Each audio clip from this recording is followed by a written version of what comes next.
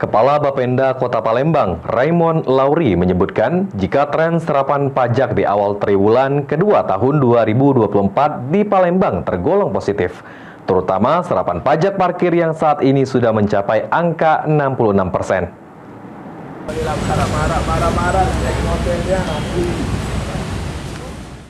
Hal ini diungkapkan oleh Kepala Bapenda Kota Palembang, Raymond Lauri. Hingga 27 Mei lalu, realisasi serapan pajak Palembang mengalami tren positif, lantaran telah mencapai angka 37,31% dari target tahun 2024 di angka 1,1 triliun rupiah.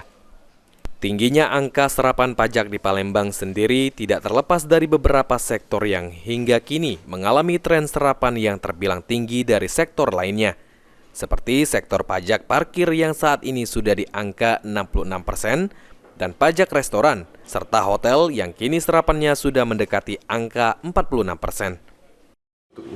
Lebih tinggi dari pajak lainnya, pajak apa nih Pak? Ya, kalau untuk pajak lainnya yang capaian hampir 66% itu pajak parkir.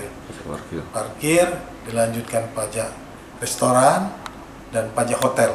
Itu angkanya sudah mendekati 46%. Dengan tren positif ini, Raymond berharap para wajib pajak di Palembang bisa taat membayar pajak agar target serapan pajak tahun 2024 ini bisa tercapai.